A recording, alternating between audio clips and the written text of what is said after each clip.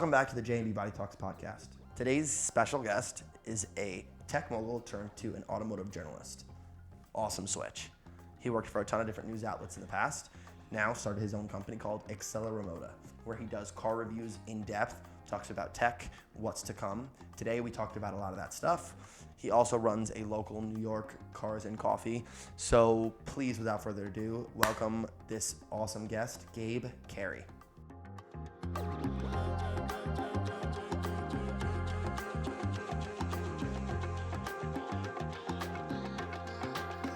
I had this weird thing when I was a kid where I didn't like cars like my brother did. Yeah. And I felt a lot of guilt and shame towards that because I felt like I needed to like cars to be accepted in his eyes, which was just a ridiculous thing that I have since dealt with in therapy, thank God. We love to talk about cars now, so I can show my dad I love cars. And so yeah, I've never owned a Japanese car. One of the questions I asked you before, which is probably why some of my cars have been more unreliable. I had a few Audis. I had an A3, the hatchback before the sedans came to America. I had a A4, which was convertible with my sister's car. Everything that I had was my sister's car. So that there's a little bit of embarrassment that goes in hand with that. And then I had an A5 that was terribly unreliable. The transmission went on me, and I was going uphill once, and I couldn't go any further. Luckily, a couple days later, somebody T-boned me. They ran through a stoplight, and that car got totaled. And then the car I got after that was a Model 3 Tesla. So I got lucky. I fell in love with the Tesla. But so you have now? I don't have. I have a Mini Cooper now, which everybody's always like, why do you have a Mini Cooper? Mini Coopers are awesome. Having a wife is great because if ever I need to, I kind of just like, I'm like, oh, my wife likes it. You know, and that's kind of like the be all end all. That's how I am with my wife's car that I picked out. Which was? She also has an Alpha. Okay. It's a Tonale. Yeah. What do you think about the Tonale? People give it shit, but it's pretty fun for like a front-wheel drive platform, compact crossover SUV. I mean, you can turn off traction control. You can still, there's a sport mode that puts it permanently into all-wheel drive. It still drives like an Alpha. The biggest thing I see about the Tonale, which is what I hear a lot of people calling it. That's what I call it. Yeah, makes sense. Is it's brand platform sharing, right? Like I've seen the, what is it, Hornet? Yeah. What's your opinion on that? Because do you feel like it degrades the car community? Absolutely. The Hornet is, I could go on all day. Please. No, tell me. The Hornet, it's the rebadged one, right? Right. They rebadged the Alfa Romeo as the Hornet, but here everyone kind of gets it the other way around because Dodge is so much more prevalent and popular than Alfa is. And then there's also the pricing issue. What is the price difference? It's huge if you count the fact that the Hornet comes as a gas-only vehicle and starts at like $30,000 for that version, but the Tonale only comes as a plug-in hybrid, and they're about the same price at the plug-in hybrid level. But the problem is you can also get a cheaper Dodge Hornet that there's no trim level for that with the Tonale. Obviously, you get the incentive for the miles per gallon. Probably doesn't kill gas. Does it add a little bit of front-end power? Like, do you get a little bit of torque because of that? Oh, absolutely, yeah. I mean, it has the instant torque thing that makes EVs feel fast, and it's kind of the same deal. I mean, in EV mode, it's very slow with just the electric motors. How does it sound? It sounds surprisingly good. The exhaust note on it, they, I think, fine-tuned perfectly for that vehicle. It gets loud. I mean, if you put it in D mode and just rev it up, we get average like over 70 miles per gallon. You said what? Yeah, because we're using it in mostly EV mode around the city. Wow. So, we only use the gas engine when we're on longer trips. That makes sense. Yeah. You said makes an EV feel fast. Do you think, is that just a random choice of words, or do you feel as though EVs only feel fast, or you think they are fast? Oh, they're quick, but quick and fast I feel like are different things. I oftentimes they're quick to accelerate, but not all of them are going to hit that. At a certain speed, there's going to be a difference depending on the aerodynamics of that vehicle, and not every car is going to deal with that downforce the same way. So like a Bugatti eventually will get faster than a Tesla Model S Plaid. Also, it has a higher top speed, so that also plays into the equation. Yeah, no, I completely agree. People tend to ask, oh, you have a Mini, is it fast? And it's like, well, I would be hard-pressed to even call it quick, but if you had to choose one of the two words, I would say it's quick. Quick versus fast. Yeah. I oftentimes use the term that I think is almost universally accepted for describing how a Mini Cooper feels to drive, which is go-kart. It feels like a go-kart, which is awesome. I've heard that, yeah. It's fantastic. When you're looking for a small Econo car, a lot of times, now you can't get a Fiat 500 or a newer one here in this country. Yeah, because it's only the 500X, right? Right. They sell here. And it sucks because it didn't sell well, I completely understand. But it wasn't a bad car. But that being said, BMW made my car. And because of that, the interior feels like a 2 Series. I don't know if it feels like a 3 Series, but it feels like a 2 Series. And it feels amazing. It's got a real beefy steering wheel. And I don't know if all of the sound is plugged in through those speakers. I think a lot of it is. Because, again, this might be in my head, but I'll put my hand down when I'm accelerating and I'll feel that speaker rumble of it.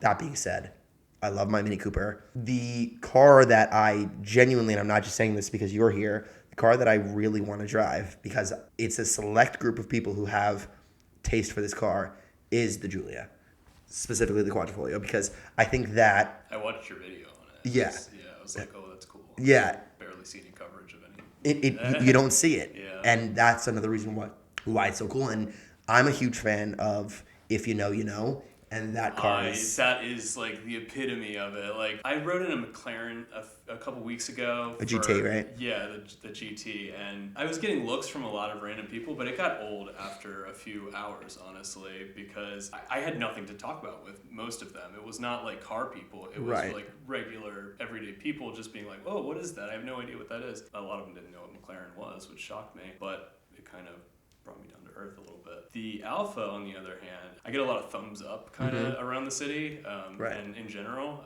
and usually I can kind of have a conversation around it with those people.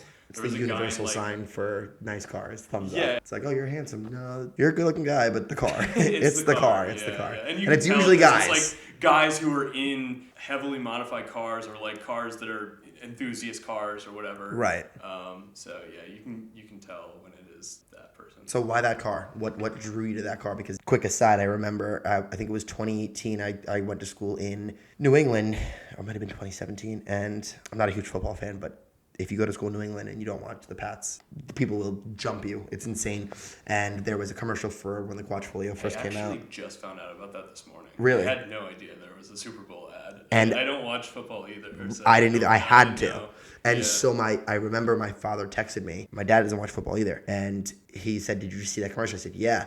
And I remember this so specifically. I don't have the text, but I remember him texting me, M3 killer. And I just thought that was so interesting. Oh my God, every YouTube thumbnail says that. It's like the buzz. Yeah, I mean, it'd be great if that were true, but no one knows about it because like that was the one ad they ran, I guess. The thing that blew my mind at the time was, for me at least, it was the first time I had seen a more accessible car with active aero in the front. When that, I don't know if your car has it, but that deployable front splitter. Yep. That is so sick. The only car I had seen with that at that time was probably the 991 that has the deployable front. I think I forget what they call it, like air buffer or something. But that is sick. Now, people who love cars and like the inner workings of cars, the more stuff you add to a car, right? The thought is like, well, it's just more to break. It's more to have to take to your service center and say, give me the bill for $5,000, you know? Yeah, I mean, I'm all very familiar. So the roundabout question was, why Alfa, why Quadrifoglio when there was so many other options? Yeah, I had a BMW 4 Series before this, and I was thinking about going with an M because I hadn't had an M car.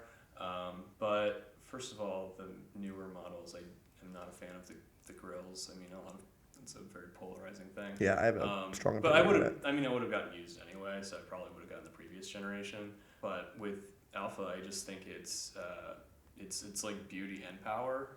So it's like I come from kind of a more artistic background versus an automotive background. I was basically in a special arts program in high school instead of doing academic stuff. Oh, that's awesome.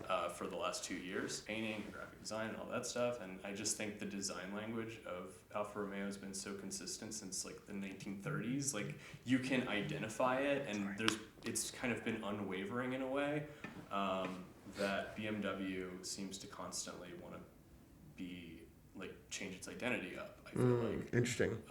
that's not to say they aren't great cars that drive really nicely. Right. They drive about the same, to be honest. Like the M cars I've driven are handleable similarly, but I do like I love the exhaust note. I love the Ferrari engine, like Ferrari derived engine, which is just a cool kind of novelty that you don't get to say with many cars. And it's not as heavy as a Maserati. That also, that's another way to access a Ferrari engine without having a Ferrari. Mm-hmm. And it's a 4-door sedan. It's pretty sick. I mean, it's like a super sedan. Yeah. It's. I mean, I guess it's probably more comparable to the M's, but for some reason in my head it lives in the like M5 space. I don't know why in my head I see it that way. I think with the addition of the M badges on the 440s or whatever, I think the more I see BMW maybe pandering to different markets. Like I've heard people who are pretty well connected on the inside of the design aspect of cars tell me that grill that a lot of people don't like was made with the idea of catering to the Asian market, which is such a massive market for them. And from what I understand about catering to different markets and demographics, it's a smart business play to try to please a bigger market. And there's so many people in China buying cars, understandably. But again, you lose, I have a 1988 E30. It's not the M, which everyone always asks is the M. No. When I bought it, I was 22. I definitely didn't have the money for the M, and now I probably never will because they're going up. But I remember getting in that car the first day. I stopped to grab a cup of coffee and enjoy the drive, and I was like, where do I put my coffee? And I had done a little research after. The Germans didn't think you needed a cup holder because this is not. It's a not as much a tool.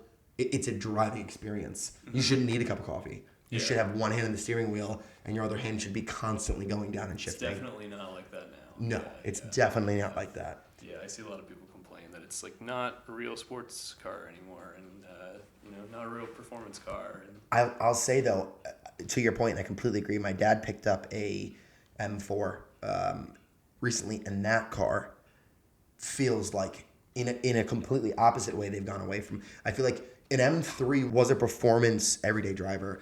I don't think I'd want to drive an M3, a current M3 and M4 every day. It's just too much. Yeah. Like I get it, and I think I'm probably in the minority. But the newer M3s, the newer M4, it's just too much. Yeah. I think that should be a different tier. And if you've ever gotten behind the wheel of the M8, that thing is gonna like the unexperienced driver is done in that car, in my opinion. Yeah. I like the way it looks. I've always liked the M6s, which a lot of people didn't like, which I think is kind of the newer generation of that. Yeah. But yeah, I don't know where we go. You see those memes, it's like the grill's getting bigger, but where do we go? Yeah. What's your thought on that? Do you think it just gets bigger? Do you think they come back around? Well, BMW said they needed it for cooling and aerodynamics or something. I'm not knowledgeable enough to know the technical accuracy of that. My confusion around that is like, why do the EVs have it then? It's not even a real grill. Like, why does it need that ugly? Like, that's a good point. Like that Mach-E is the first thing that comes to my head. That Mustang Mach-E. So I would love to hear an explanation from them at some point, but I don't know where we go from here. It's like we're not going to get like non-luxury sports or performance cars, it feels like, moving forward, because Americans and also the Chinese market is similar in that they have these high expectations for what's included standard with everything, and so there's not really room for some, and that's why the cost of cars is continuing to go up and up. You need the touchscreen infotainment. You need a huge, like, the Cadillac CT5 now has a 34-inch display. That's insane. Why do you need that? It's an OLED, like 34-inch, all across the dash. A better refresh rate than my TV when I was in college. Yep, like, it's crazy. It's like nicer than my TV now. So it's like, what do you need that for? I don't know. But as more and more car companies start to incorporate those features, cost continues to go up and takes away from that kind of pure sports car experience that I think some people want, not everyone, but at least you should be able, like, you should have the option. Right. And in Europe, I know a lot of cars you can still get like a cheap base model version of like the Mercedes C-Class. Right. I know it's not, we're not talking about the same thing now. It's not a performance thing, but you can still get like a Mercedes C-Class with roll-up windows, and everything comes in a manual if you want it. Yeah, it's crazy. It's very basic, but it just makes cars more affordable. It's the same with Mexico and some other emerging markets as well, and we just don't get those models here. And I wish we did. It'd be great because we just drove the base model Corvette C8 last week. Jarek and I is our editor-in-chief. And it was very nice, but it was also like, okay, if they took some things out of this, it could lower the price at least back to what it was a few years ago when it first launched. It had an MSRP of like $59K, and now it's up to $68 starting price, and it just keeps going up and up because they keep making more features standard because that's what people consumers buy. want. Yeah. But if to your point, if they took stuff out, you would still have an incredible driving experience and a great That's car. What I would want. Yeah, right. I don't need leather seats or armrests or any of, like, it's a very comfortable riding experience, but that's really not what I personally want out of that car. I think gone are the days now of, for most people, you could have an everyday car like if you had kids, you could have a Pilot, right, a Honda Pilot that could haul your kids around and get the stinky bags in the back, and then you could have a stick shift Mini Cooper or a weekend car. I think it's like you said, you can't get a base model car that you just want to drive on the weekends or with your wife. So I think that sucks. Like I was in. So you had that car was the Classic Car Club liveried GT, correct? Yep. Yeah. So I'm very close to those guys. We had Noah who runs events over there. He was in the podcast before you. And I was there, and they had what's the most modern before the Evora, the Lotus? Is it the Elise? Elise, yeah. That car, I took my mother-in-law and my father-in-law. I showed them around. It was a Lamborghini event. There was the craziest stuff in there. At the end, they moved all their cars back in, and they have a Lotus Elise, and that got more attention from them than anything else did because it looked wild. What they didn't realize was that car is probably the cheapest car in there. Mm-hmm. The least known car, and probably the most fun to drive. Yeah. But it's crazy that you can't get something like that, and that really sucks. You can't even get an Elise cheap anymore because because there are so few cars like that, even used now, that are affordable. Or there's so few new cars options like that people are moving to the used market, and then that's making the cost of used cars like that to skyrocket as well. Yeah, we could talk about the MX-5, the Miata. That's probably one of the only cars. That was my car before the BMW. I love that. And every time it's so funny. Like I always say, my wife, I jokingly tell her all the time, your next car, now that we're married, you can pick whatever you want. Jokingly, she can't pick a Ferrari. And she always goes back to the Miata. She's like, I love that car. Like, tell me why. And she's like, I can't put it into... Really? Yeah, because it's our only car. That makes sense. Well, we have a Wrangler, and she's like, it's just... This is literally the way, and I'm going to send this clip to her. I want you to clip this, Elvis. She says, it's just such a meat. And I'm like, you know what? It is true. It's so true. Yeah. It is a meat. Yeah, it is. But tell me a little bit about what you do, how we met, and your outlets, your social media, and I want to hear all about that. Yeah, definitely. So I run Acceleramota, which is a website, but it's also a bunch of social media pages. Originally, it was an Instagram page that we kind of evolved into a website only a few months after the Instagram launched. And we had started to build up a following. A lot of it was through some of the local events I was running, New York Cars and Coffee. And so I tried to combine the two of those things into like an events and media company. Events is sort of on hiatus because it's winter and a lot of those things go on hiatus. It gets cold here. But I was a tech journalist for 10 years ish, sort of. I mean, I was part-time later on because I was doing other stuff. But I worked for like TechRadar and Digital Trends and a lot of those different outlets. I was covering gaming though and computers and things like that.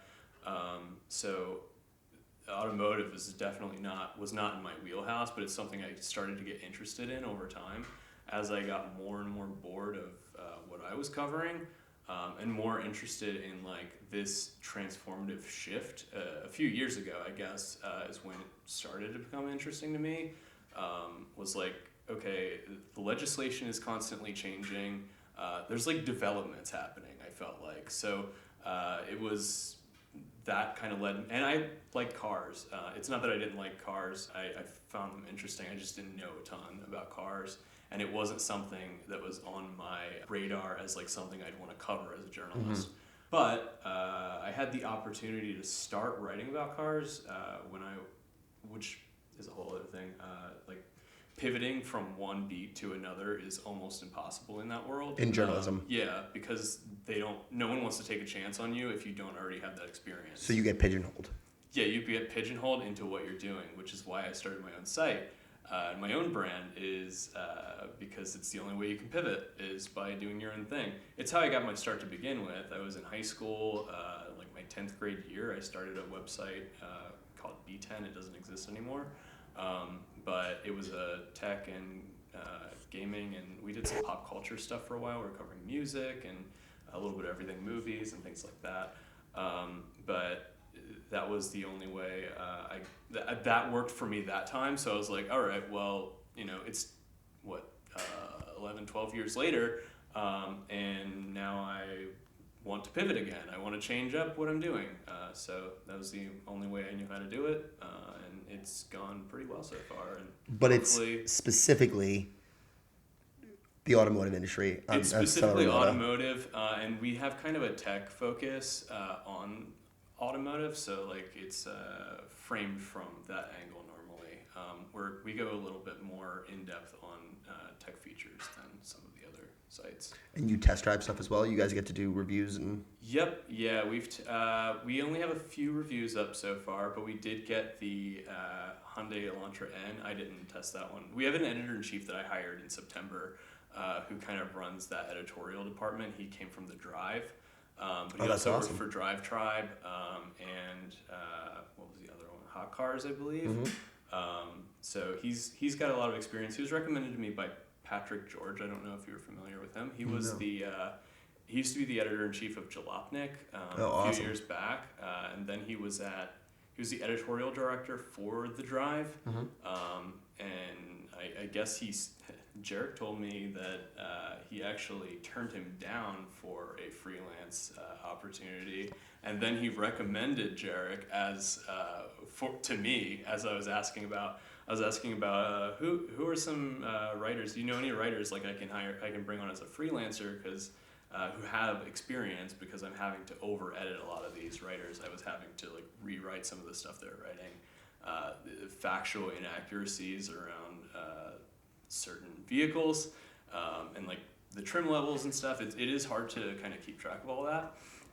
It's definitely important to but you need it to be accurate, especially for car readers. Yeah, so then I ended up having to, before things were even published, I was going back and having to rewrite stuff because I had hired these like green writers who were cheap, and I was like, okay, I need to open up my budget a bit more, reduce the amount of output but focus on quality. Mm-hmm. And I told Patrick, I was like, hey, do you know anyone like that? And he's like, maybe Jarek Jaleko is like the only person he could think of. He was like, most of these car boys shouldn't have graduated high school, which I thought was a fun little anecdote. But I told Jarek that, and he was very flattered. And I brought him on as a freelancer for a few months, and he was so good that like I barely had to touch anything he was writing. It was awesome. That's and he's huge a great photographer like too.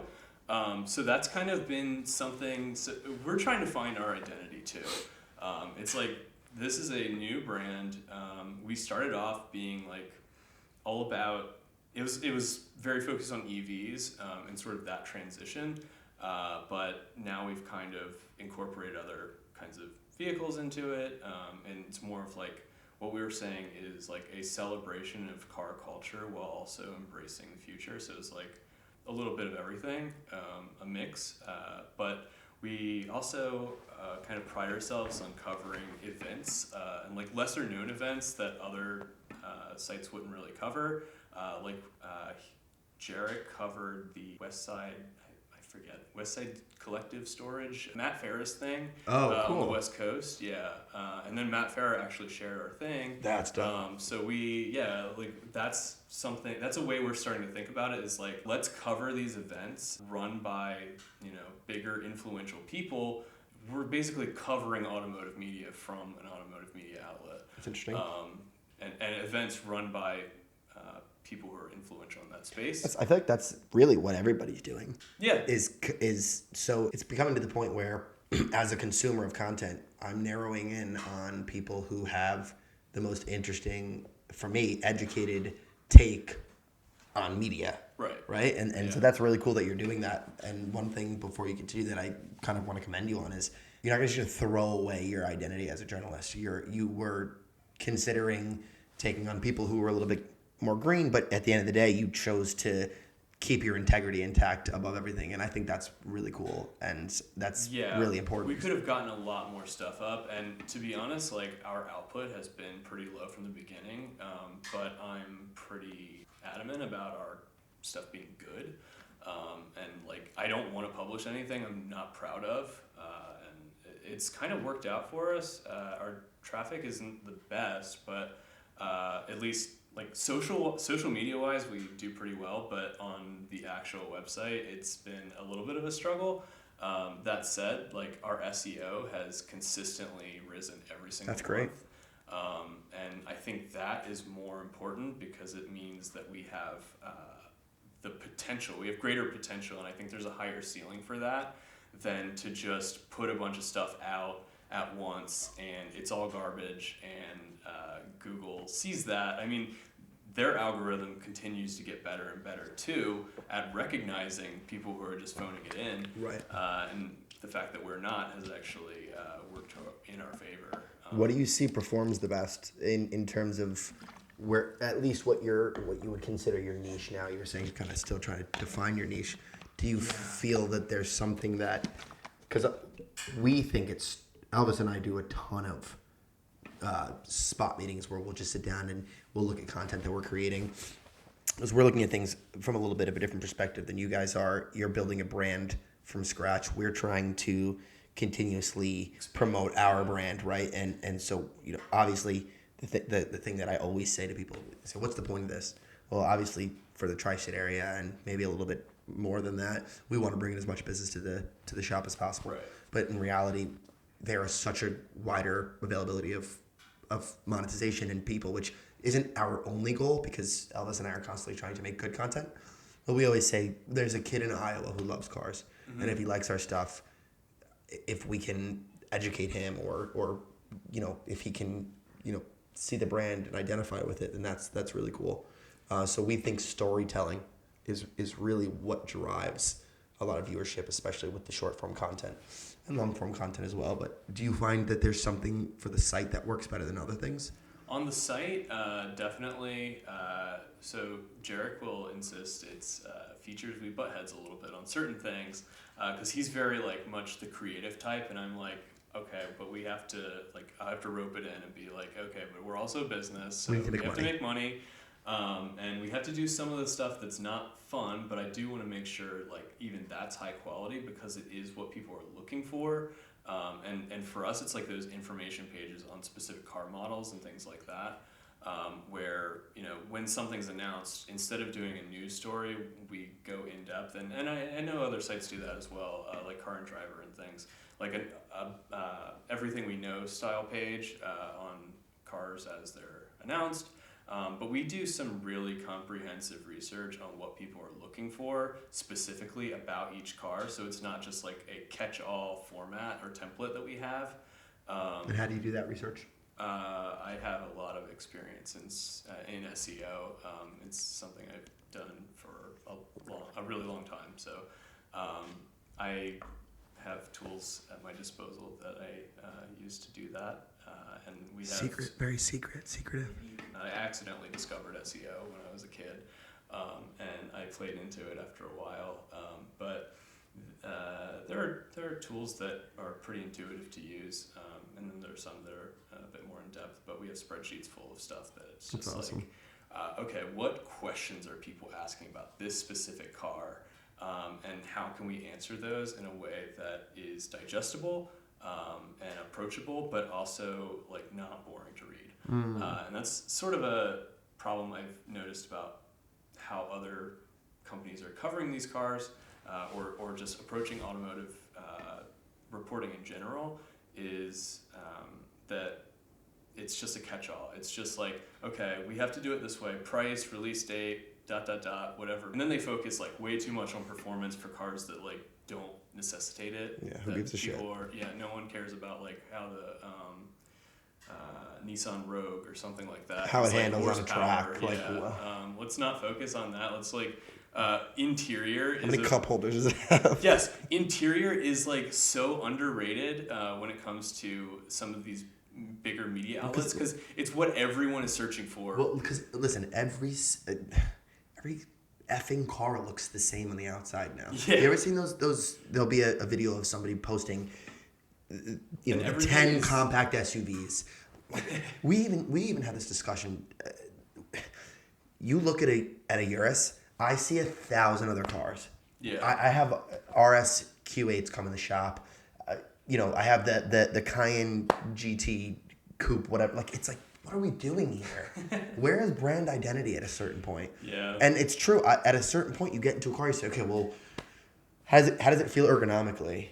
So to your point, it's that's what I want to know. Yeah, and we try to put interior galleries and everything in all of those pages, as well as our reviews. So basically what we do is we'll create those pages, and then later on when we can get our hands on our review unit, we replace that page with our review, first-hand impressions and things like that. So we try to do as much as we can before we can go hands-on with something, and then when we go hands-on, then we like really nail down like, okay, here's exactly how we want to approach this and cover it, and we already have sort of a boilerplate template built out for each page. So, is there anything in the car space that's super exciting to you? Anything that you're excited to see, or right now that's happening that you're... I think autonomous cars are interesting. It's not like for me specifically, because I like driving, but I do think there are other drivers on the road who really benefit from it, and there are people who hate driving who like would prefer their car to drive itself. And I think what Mercedes is doing with that is pretty interesting. They've kind of been the first to reach a true level 3 autonomy. Really? Yeah, we actually have a preview of it, like a hands-on preview that one of our freelancers did on their self-driving system, and it seems to be really effective. He was in stop-go traffic in LA for hours, and it totally worked the entire time. Wow. It drove him around, made the turns and all that.